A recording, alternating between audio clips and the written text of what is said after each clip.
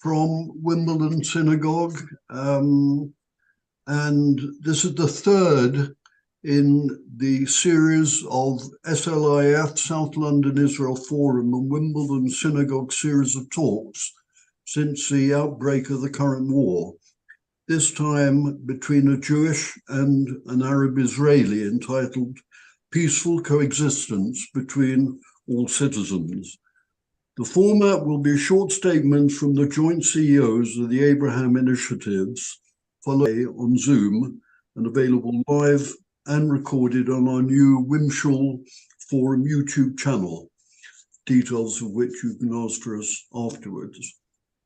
If I can just introduce our chair tonight, Lydia Woolley is the North American Program Director at the Abraham Initiatives, organizing programs and building partnerships for Abraham Initiatives across North America.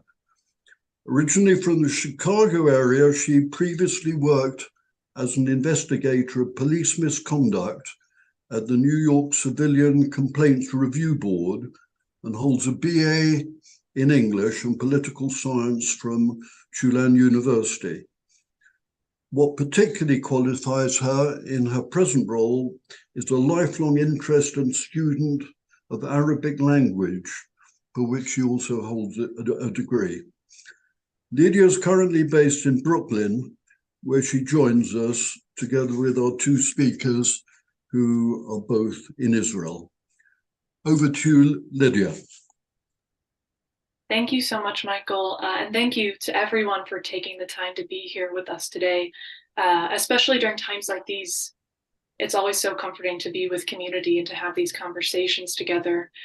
I'm going to introduce our two speakers, and as they give their remarks, please feel free to put any questions you have for them into the chat whenever they come up for you. I'll keep track of them, and then after Amnon and Thabit give their remarks, I'll do my best to address as many questions as I can. So I'm going to start by introducing Thabit Abu Ras. Dr. Thabit Abu Ras, he is a co-CEO of the Abraham Initiatives. He has developed strategic partnerships with key public and political leaders in Arab society and has advocated for investment in Palestinian communities in Israel at the highest levels of government. Throughout his tenure, Thabit has spearheaded initiatives which promote the inclusion of Palestinian citizens of Israel in elections, protests, and civic life more broadly. He has served on Adalah's board of directors, as co-director of New Horizon, and as director of Shatil's office in Beersheba.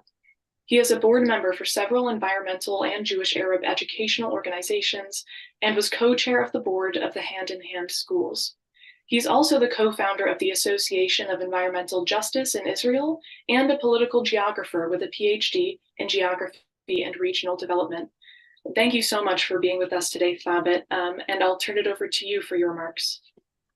Thank you. Thank you for the opportunity. Good evening, everybody. Yeah, Israeli society is passing through an extreme mood of fear, anger, I would say, also revenge. The atrocity of the 7th of October shocked all citizens of Israel and actually enhanced mistrust between Arabs and Jews in the country. Some Arab citizens were victims of the atrocity, and Hamas rockets reached their communities.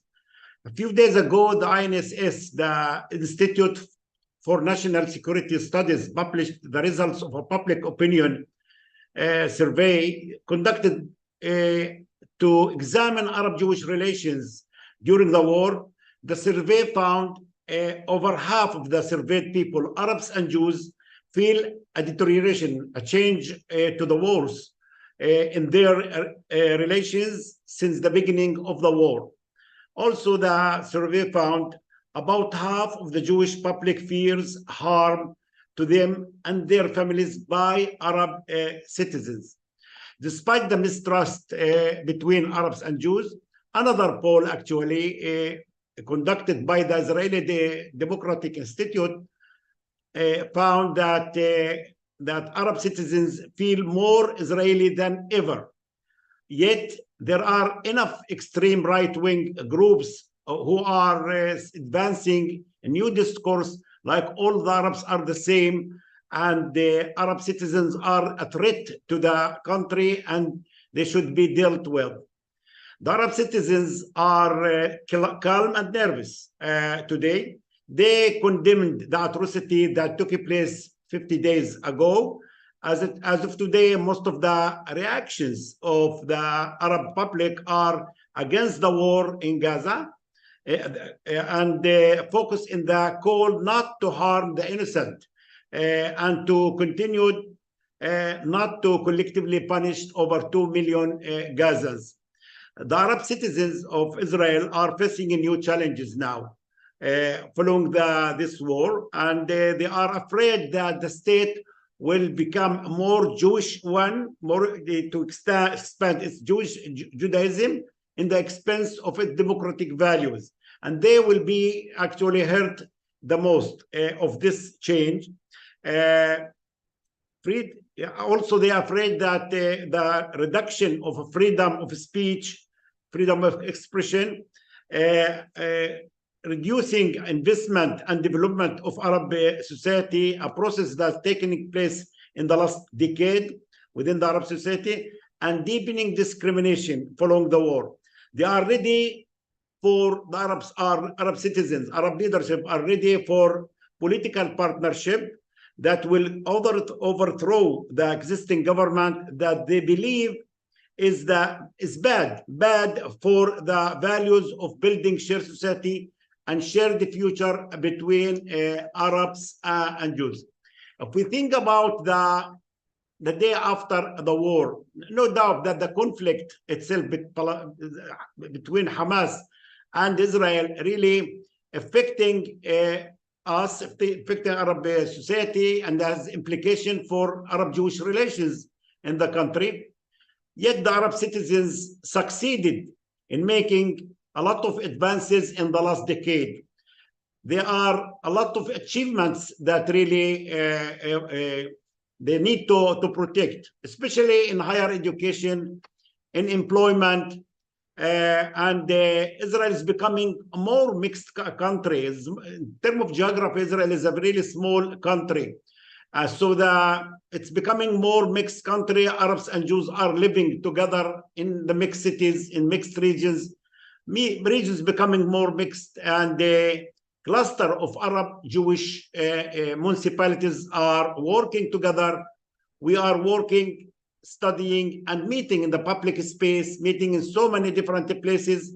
We will build on all of these successes. Yes, there are a lot of successes to continue together. We will, Jews and Arabs, stay together in the future. Nobody is gonna move from this place, from this country, from this homeland, and will pass this traumatic period together.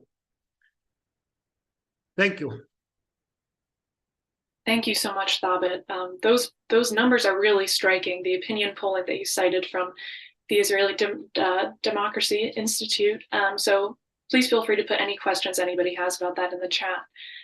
Now I'm going to introduce Amnon Be'eri Sulitzianu, who is the co-CEO of the Abraham Initiatives along with Thabit, and has been so for nearly 2 decades. Previously, he directed marketing and communications for the Jerusalem Foundation and served as an advisor to and spokesman for Israel's Ministry of Immigrant Absorption. He also served as the director of marketing communications at the Jerusalem Foundation, where he worked to initiate and develop educational, cultural, and social enterprises in Jerusalem. Prior to that, he served as the advisor to the Minister of Immigrant Absorption and as the spokesperson of the ministry. Among other tasks, he was active in designing public policy during the massive waves of migration from the former Soviet Union and Ethiopia. Thank you so much for being with us today, Amnon, and I'll turn it over to you. Thank you very much, Lydia. Thank you, Thabit, and good evening from Tel Aviv. Let me start by saying that we are in Israel. We are experiencing tough and sad times. It is very sad. The state of Israeli society, the atrocities that we all saw and witnessed almost 2 months ago. The following war between Israel and Gaza, the state of Jewish and Arab relations in Israel, all to say that Israeli society is going through a very significant change. I expect that in the future we will never be able to fully recover from what has happened and what is happening. Those very moments, this episode with the kidnap and the war and the victims on both sides is horrific, truly horrific. At the same time, we at the Abraham Initiatives are focused on developing, nurturing good relations based on equality between Israeli citizens, Jews and Palestinians and Arabs. Israeli Arab citizens are part of the Palestinian people, and they care and suffer and hope that the Israeli-Palestinian dispute will be resolved soon. And the truth of the matter is that if we want to be sincere and fully open with ourselves, we need to recognize that the long-term solution for what is happening those very days right now in Israel is a sustained agreement, hopefully peace agreement between Israel and the Palestinians that will solve once and for all this tragedy that we are going through for many decades now. So yes, Israel has to eradicate the military force and the regime of Hamas in Gaza. Hamas, at least my view is that Hamas cannot be a partner for future agreement between Israel and the Palestinians. But this is relatively speaking a short-term act or a short-term solution. The long-term is a peaceful agreement between Israel and the Palestinian based on the two-state solution idea, which means that that future Palestine will be built in or will be created based on the territory of the Gaza Strip, the West Bank, and with East Jerusalem as its capital. But this is what we expect to see in the future or hope to see in the future. In the meantime, we are, as I said, focusing on making sure that within Israel, relations between Jews and Arabs continue to grow, continue to develop, because right now there is a serious threat on those relations. As Tabet said, over the past decade, we have seen, and actually as Abraham Initiatives have been pushing and succeeding in integrating many Arab citizens into the Israeli labor market, into the Israeli higher education institutions, into the Israeli academy, and basically into Israeli society. Israel is dotted today with thousands of meeting places, and those meeting places can be workplaces, recreation places, sports, cinema, science, medicine, and everywhere that you can imagine. And those meeting places between Jews and Arabs can be, on the one hand, celebration of diversity and inclusion and partnership, and in a split second, they can turn into explosive or explosion points between Jews and Arabs. And right now, there is a great danger that we will see growing alienation, confrontations that can deteriorate even to violence between Jews and Arabs. And this is why our immediate decision or reaction to the current crisis is to make sure that all of those meeting places, all of those workplaces and universities and hospitals and other places where Jews and Arabs spend time together, live together, and work together, all of those places are able to contain tensions between Jews and Arabs. All of those places know how to manage those relations, and all of those places will keep on integrating or want to integrate Arab citizens because we have a great fear that we will see a major backlash and desire of those many institutions to push the Arabs out of those institutions. We already know that there is a lot of anxiety among Arab citizens, and whenever the school year in universities will start, and right now it is scheduled to start on December 24th, we know that many Arab students or youngsters who registered for Israeli universities already said that they are reluctant to go to school. They are reluctant, they are afraid to show up in Israeli universities. And they know exactly what they are talking about, because we know that many Israeli Jewish youngsters that are right now are in combat in Gaza, and they are students, basically, they are reserve forces, you know, they will come back after the war, they will go to school, they will go to university, meet those Arab youngsters, and who knows what the reaction may be. So we are very anxious, we're worried, and this is why we are very determined to work with Israeli universities, workplaces, corporates, hospitals, etc., to manage those tensions. I think that I'll stop here, Lydia, and we'll take some questions. Thank you. Thank you so much, Amnon, and Thabit. That's a great way to start this conversation. And anybody who has any questions, feel free to put them in the chat. You can also message them to me directly if you'd prefer to stay anonymous. But as those questions roll in, I'll sort of start the conversation by asking, Amnon, you laid out this sort of dissonance that we're seeing, where points of contact between Arab citizens and Jewish citizens of Israel, they can be this great opportunity for shared society and for cohesion, and then they can also be these powder kegs of violence.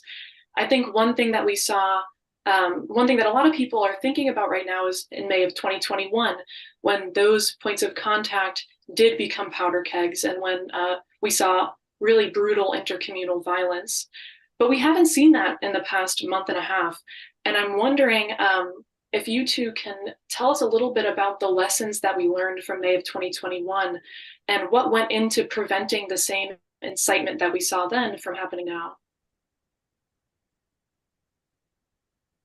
I can start maybe by saying that this is a totally different ball game right now.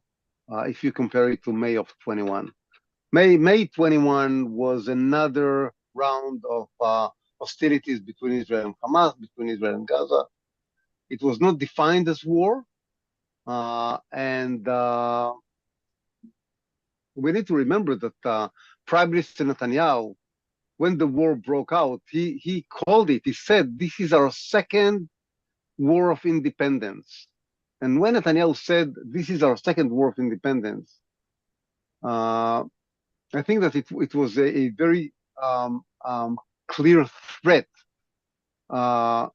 to our neighboring countries, and also to the Palestinian minority inside of Israel. You know, if this is our second war of independence, there is a risk of a second Nakba for Israeli Arab citizens.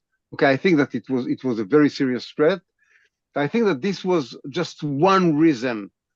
Simply, you know, people are terrified. People are afraid that because of the war, because of the fact that Israel is very pressured, Israel right now feels as it is under attack. Israel is the underdog, or at least this is the perception in Israel, that Israel is the underdog in this round of hostilities, in this war. It was attacked. This war was forced on Israel. Israel was not prepared for this war at all, and we see what is happening. Basically, Hamas gets what it wants. This is again the perception in Israel. We see the increasing the surge of anti-Semitism around the world. We are under attack. I think that this is what is the collective experience in Israel, and I think that Israeli Arab citizens understand that this is a serious matter. And right now, people feel we better keep low profile. This is not the time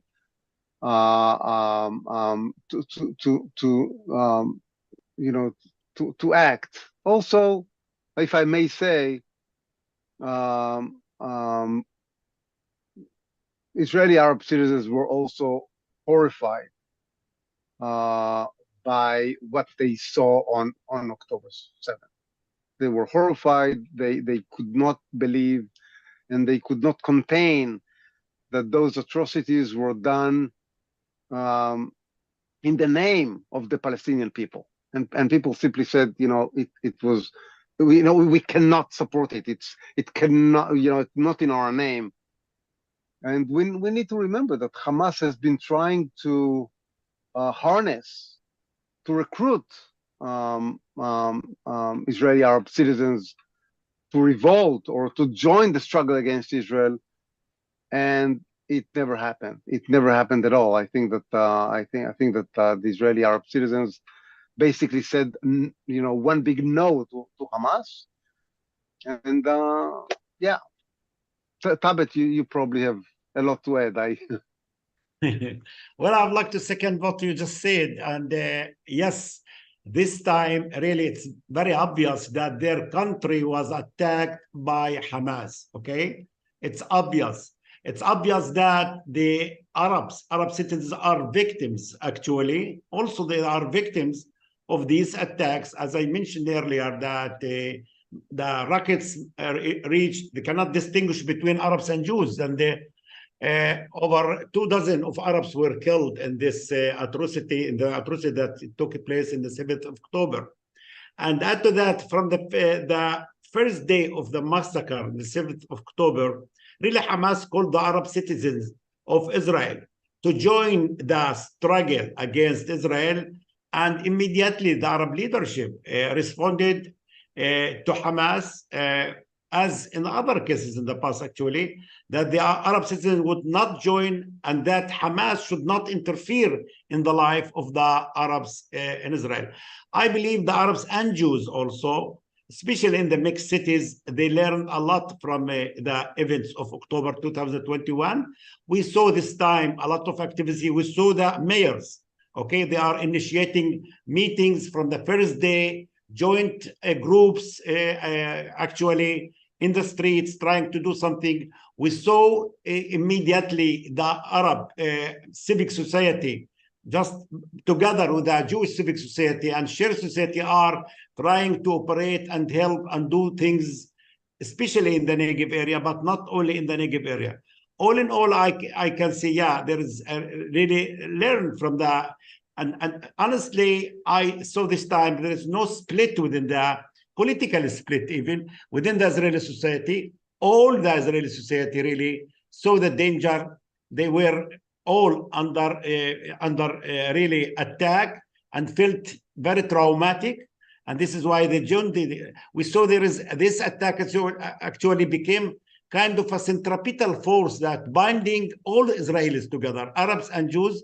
And we saw that there is a lot of solidarity between Arabs and Jews. Yes, there is a lot of fear, a lot of other things, but this time we saw Hamas who was attacking. This is not, there is no controversial issues there, attacking citizens, civilians, okay, killing people in very in an unprecedented atrocity in the last decades in Israel, okay? So, and I cannot really, there is a big difference between what happened in 2021 and this time, and this war. Thank you both for that.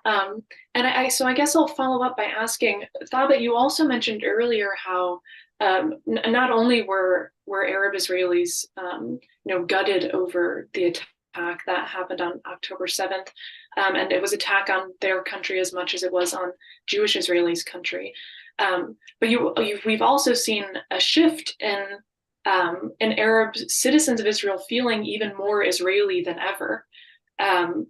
At the same time, they also are against the war in Gaza, quite understandably. Many of them have loved ones and family in Gaza. And then alongside that, there's record low trust in the government from both Arabs and Jews in Israel. So there are a lot of forces at play. And I'm wondering, sort of that idea of this dual identity of Arab Israeli citizens, how does that complicate your work, or how does that play a part in the work that you're doing? And what is that really looking like on the ground right now? Yeah, I believe that dual identity, it's really tough for us, especially nowadays. Being Palestinian citizens, that they have really families in Gaza, that some of our family members really killed in the war. And we don't like that, definitely. But at the same time, to see friends, Jewish friends who are abducted and killed in the 7th of October, really, it's bad. Being between the rock and the hard place should not prevent us from have a moral stand against killing of civilians here and there. And yet, there is still the fact that we have sometimes different analysis of what's going on. It doesn't mean that we cannot really work together. Yes, there are some tensions sometimes within the civic society, within the NGOs, and people interpret things in different ways. But all of us have a vision, have a goal to see Israeli society, better society, more just, more peaceful. We need peace. We need to see peace between my people, the Palestinian, and my country, Israel. We would like to see Israel more democratic. And this war is really taking us backward. So there are some tensions on the ground, but we still have to work together to change this reality for better future. We are not giving up our vision of building shared society, shared future for Arabs and Jews in Israel. We are here, as I mentioned earlier, to stay and to live together, and we have to find a way to live together. We are different people sometimes, but at least we are carrying the same morals, the same vision of better Israeli society. Thank you, Thabit. Amnon, did you have something to add to that? Just yeah, I fully support the moral, the moral stand or the moral cause that that Thabit is talking about. But I want to add that from a pragmatic point of view, the vision of shared society and the vision of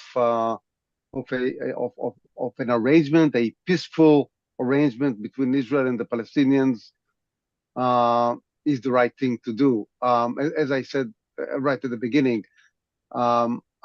long-term solution that will provide security for Israel can be based only on an agreement that will allow Israel to exist peacefully in the Middle East, where we are. We all know that we cannot live by the sword forever. It's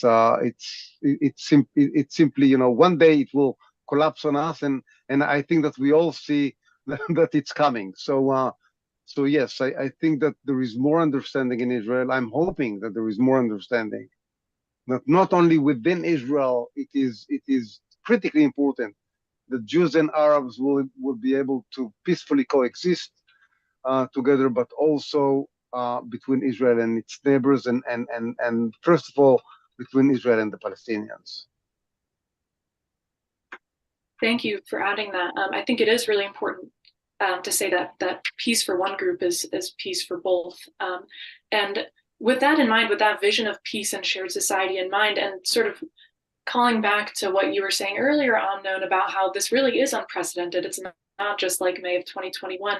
How has the Abraham Initiative's work in the mixed cities changed to accommodate this moment and to promote this vision of shared society? So it's a good question because you know, most of us, mixed cities are only, you know, those historic cities that that in the past Jews and Arabs used to live together, and we're talking about Akko and Haifa, Lod, Ramle, Nofa Galil, which is Upper Nazareth, etc. But the truth of the matter is that almost all of Israel's towns and regions are becoming mixed. Okay, people are moving from place to place. Many Arab citizens want to improve their quality of life, and they're moving from their original towns or villages to what we know as Jewish towns. Okay, mainly in the north of Israel, but not only. So the fact is that almost all of Israel's cities and regions are becoming mixed, and all of those places are, you know, they go through a tough time. There are a lot of tensions. So what we do at the Abraham Initiatives right now, we are deploying a network of social cohesion coordinators in all of our mixed cities and mixed regions. And the role of those coordinators is to monitor all sorts of organizations that are meant to divide between the populations. They monitor hate speech, or also all sorts of civil society initiatives that are meant to do either good or bad, with the hope that they can nurture those good initiatives and to combat and to stop those bad initiatives.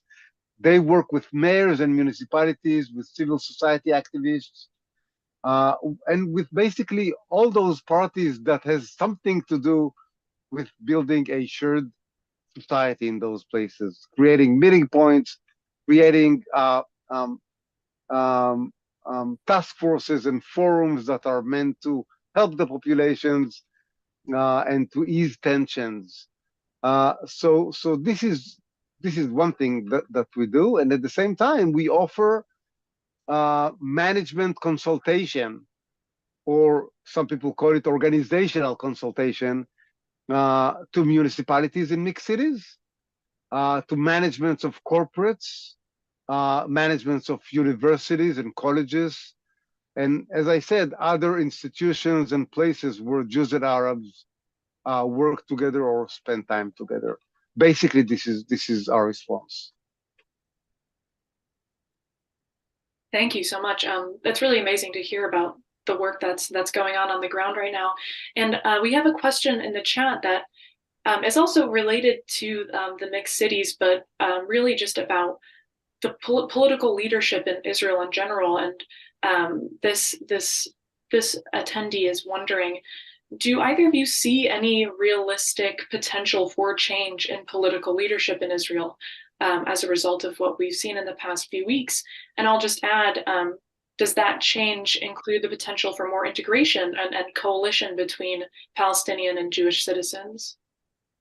Yeah, I believe yes. But before that, I wanted to add to what just Amnon said about mixed cities, that tomorrow we are holding actually a meeting for 16 different Arab and Jewish municipalities called cluster, Galilee cluster, the area around Nazareth, in Nazareth, bringing all the Jewish mayors and Arab mayors in the surrounding Nazareth and surrounding area to talk about what's happening right now, and to try to assure that they are working together toward shared society and shared future. So we are working not only in the mixed cities, we are working in the mixed regions. Okay, for us, Galilee is so important area. The conference is gonna take place tomorrow, and sorry, Thursday.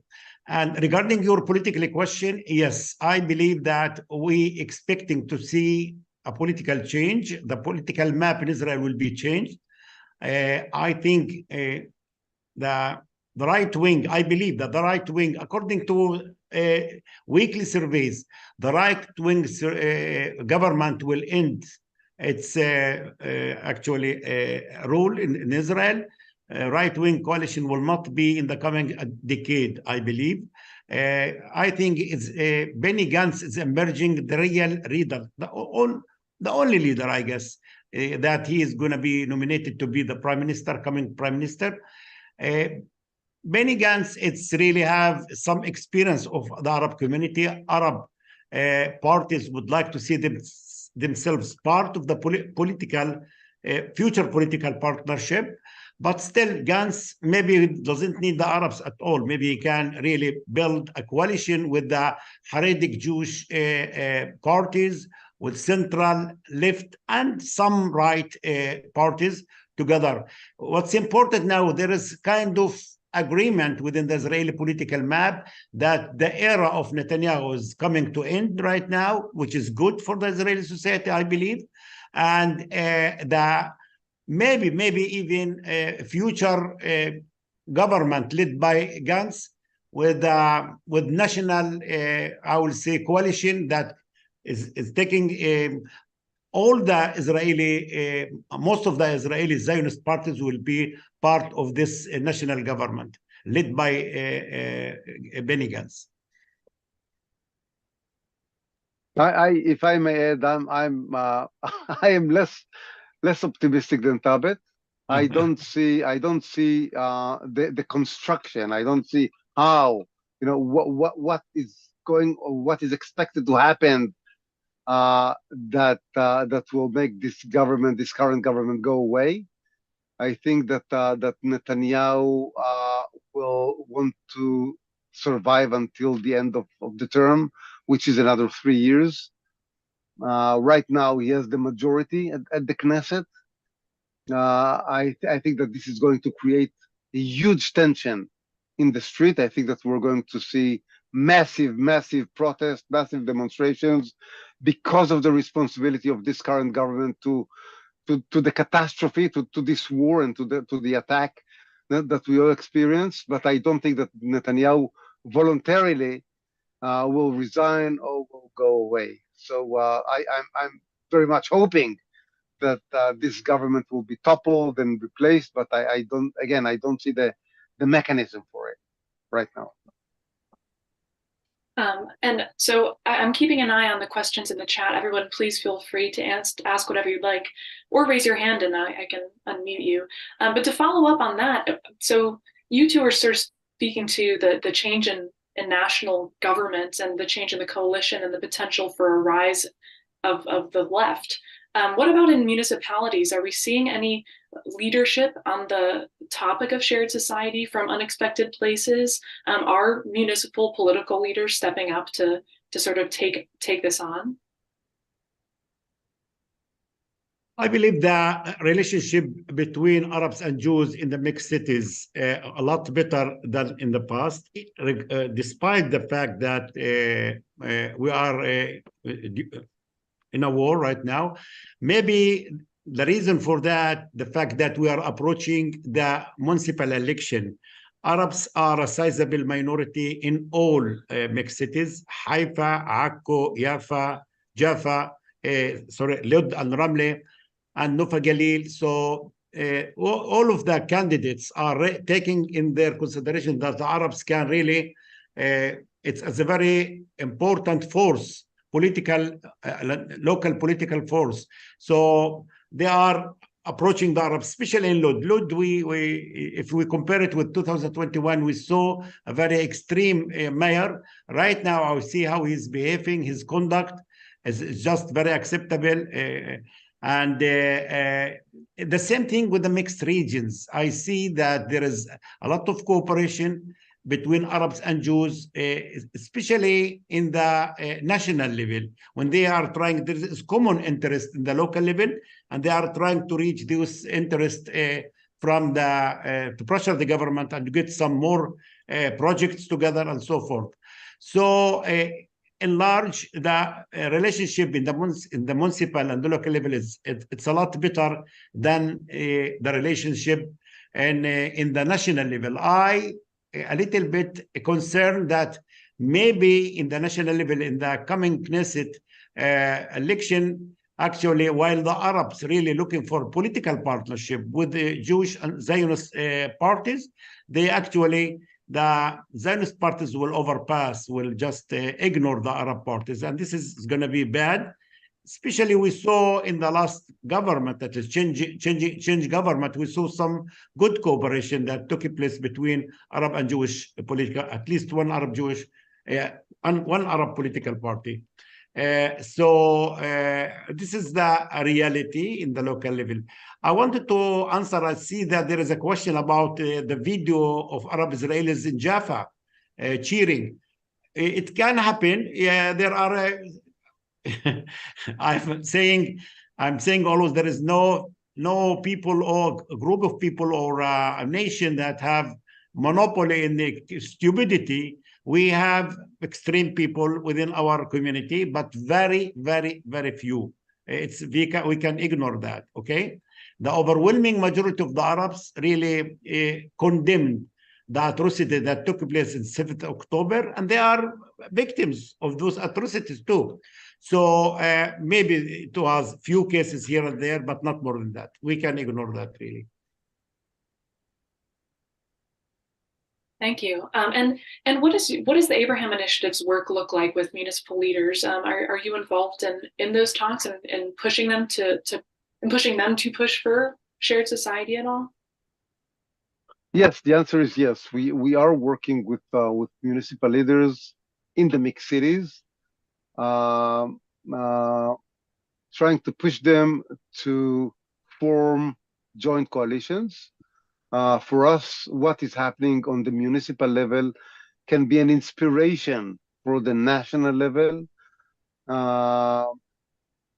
Places like Akko, like Haifa, like Nofa Galil, we see that the partnership, the political partnership between Jewish and Arab parties, it holds, and I think that the chances are good that right after the coming municipal elections, we will see more partnerships.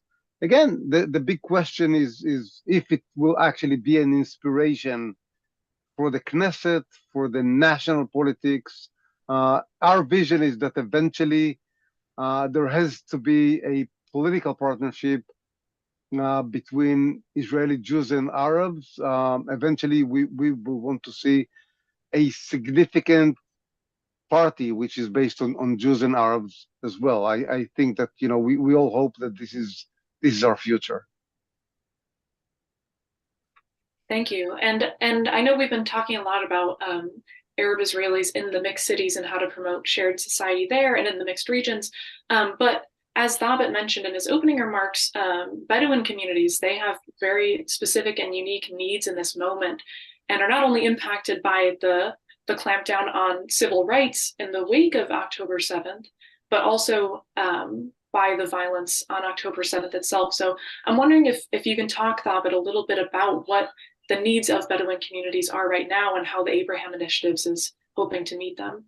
Yeah, well, the Bedouin community consists of around 18% of the total Arab citizens within Israel. They live in the southern part of Israel, in the Negev area.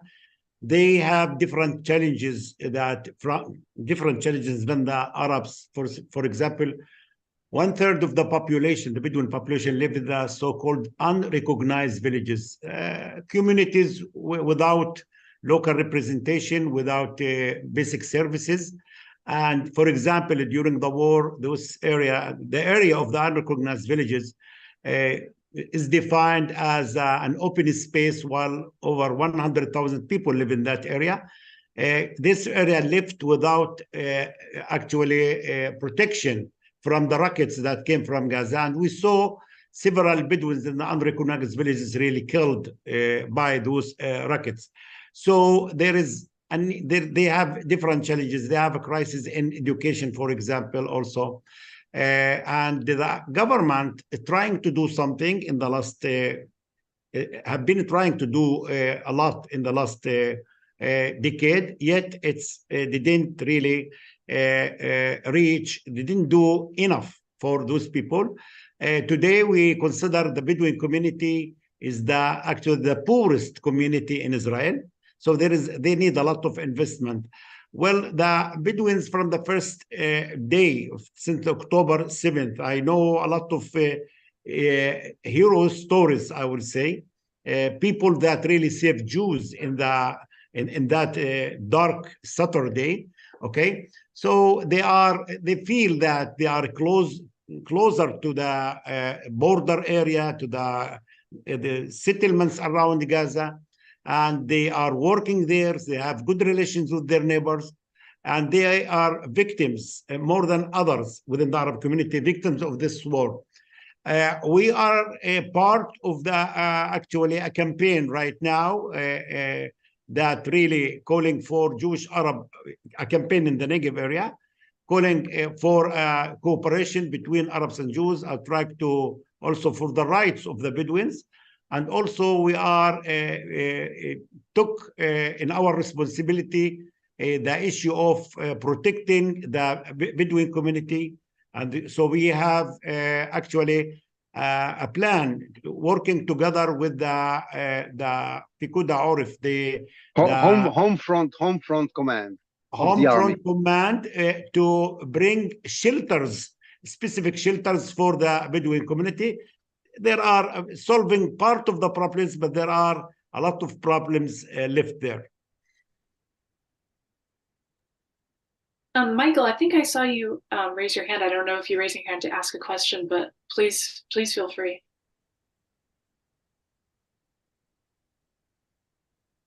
I've got a couple of questions.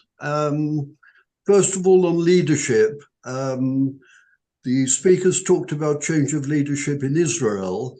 Did they also mention anything about change of leadership on the West Bank and in Gaza? And the second question was that Tabet told me when I heard him recently in London that one of the problems was that until Israel defines its borders, a long-term solution is unlikely. Does Amnon agree with that? Well, the issue, first of all, we are an organization that works within Israel, pre-1967 border. We don't have anything cross-border with the West Bank. But if you ask me personally, I believe that the Palestinian people deserve better leadership. Yes. Hopefully, my people, the Palestinian, will choose better leadership than the existing one in Gaza and in Ramallah, also in the West Bank. I believe that we need in both communities, in both countries, hopefully we'll see a Palestinian independent country, we will see people really highly value democratic values, and also promoting shared society and shared future and peaceful relations between Israel and Palestine. Yes, lack of leadership in both sides. Yes, both sides. And again, Abraham Initiative really concentrating in its work in Israel. But as an Israeli Palestinian, also, I really believe that my people deserve better leadership than we existing right now. Regarding the border, I believe that it's good for Israel to have a border. Israel, unfortunately, the green line that between the West Bank and Israel have been erased over time. And we see it's more an administrative security border than it's a international border.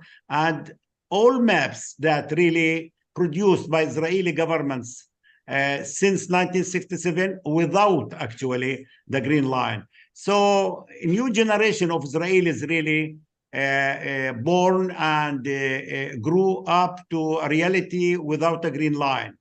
I think it's confusing for the young generation of Israelis.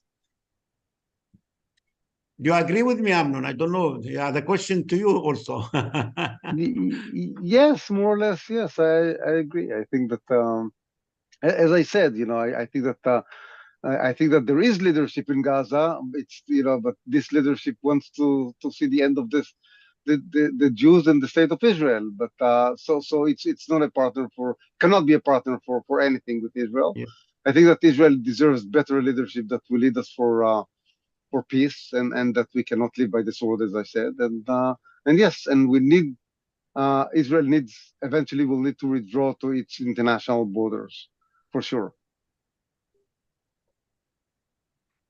And so I'm wondering, this is calling back to what you were both speaking about in your opening remarks and have mentioned since, which is that there's been an extreme level of anxiety among Arab Israelis, and especially in the institutions that they're part of. So in universities, in their workplaces, even on social media, they're facing a lot of limitations of their civil rights, their right to speak and their right to mourn publicly what is happening in Gaza. And so I'm wondering, how do we protect the gains of the past that we've made for Palestinian citizens and their civil rights? How do we protect those gains, and how do we ensure that just as Jewish Israelis and Arab Israelis are protected and their security is protected, their civil rights are also protected during this time? Well, we have to remember that Israel is now under war. It's under emergency actually condition, and it's really tough. There is a lot of fear. There is a lot of mistrust. Yet we are thinking about the day after this war. I attended several meetings with all actually presidents of universities. Actually, the tension can be in this point of meetings between Arabs and Jews, especially in the campuses, universities. I believe that everybody is concerned really, and universities are preparing to welcome all students, okay, and to try to lower right now, for at least for this period, the human rights for all. What we are demanding to treat the Arabs and Jewish people equally, and this is not happening really right now. But through dialogue, only through dialogue, we can really, and we are reaching out, talking with everybody, with Israeli police. Yesterday, 2 days ago, I attended a meeting in Haifa University with the police, high-rank police officers, and the president of the university, and talking with Arab leaders to try to think together how we overcome this period together. And yes, there are some challenges. There is some incitements here and there that should be dealt. After all, I believe that everybody is really at supporting Hamas, and the Hamas atrocity should be fired. And there are some people who are brought right now to court because of that. Israel in large, I believe it's under really kind of bad conditions, I will say, during this war. But I believe we can together pass this period together through dialogue, through talking with everybody, even if we are lowering a little bit the human rights for people. I don't think that, yes, the Palestinian flag is a Palestinian flag and should be respected, but I don't think it's the right thing right now to raise the Palestinian flag in Tel Aviv University, for example. Okay, so I think that it's tough to see people are demonstrating against the war. So we have to manage to see that the right of people, yes, the people have the right to demonstrate against the war, but how we can do it so without really provoking the Israeli society, for example, okay? So through dialogue, maybe we can solve this kind of problems. Thank you so much, Thabit. And I think that's a really good note to end on, this idea that that healing and moving forward in a way that's equitable and democratic is something we need to do together. Like Amnon mentioned earlier, the Abraham Initiatives is currently rolling out some emergency initiatives to respond to what happened on October 7th and since. And those goals really are to strengthen relations between Jews and Arabs in mixed cities and regions, to create strong partnerships with mechanisms to prevent violence and escalation, and also to instill coordinators in each mixed city and region with the long-term objective of securing national government funding for that role. On the ground, that work takes a lot of different, it shows itself in a lot of different ways, and that's assessing current relations among residents, building and facilitating local leadership forums, as we've been speaking about, and training municipal staff and civil society on how to address the crisis and prevent tension. Those are just a few of the things that we're doing right now. And while we've secured funding from emergency grants, in order to ensure that there's longevity in these programs and in these initiatives, we really need your support. And so I appreciate you all so much for coming today and hearing about the work that we're doing. And if you want to find a different way forward, that's not just retreating to our own corners and doubling down on our prejudices, if you have a different version, of shared society in Israel, then we would love for you to join us. And we would really appreciate your support in any way you're able to give it. And so you're able to donate to the Abraham Initiatives at our website, abrahaminitiatives.org. And you can also reach out to our staffer in the UK, who's Katie Rothman, and I'll put her email in the chat right now. But thank you all so much for taking the time, and thank you, Amnon and Thabit, and thank you everyone for your thoughtful questions. I really appreciated getting to speak with you today, and I'll turn it over to Michael for any closing words. Thank you very much, Lydia, and thank you very much, Thabit and Amnon, for taking the time out of, I'm sure, a very busy schedule at the moment to talk to us. And also, I know you're 2 hours ahead of us, so we did promise that we would end on time. I think that what comes through to me is the cooperation that you're showing in your leadership, that hopefully will be a sign of, even if not the immediate, but the medium and long-term possibility that there can be between Israeli Palestinians and Jews. And we can only hope that things will get better in the future. And I support Lydia in what she said, that I think Abraham Initiatives is something very much that we should have at the forefront of our minds as something that can only do some good. So thank you very much again. And I hope everybody will dial in for our fourth talk, which we'll be planning before long. Thanks, Lydia. Thank you. Thank you so much. Thank you. Bye. Thank you, everybody.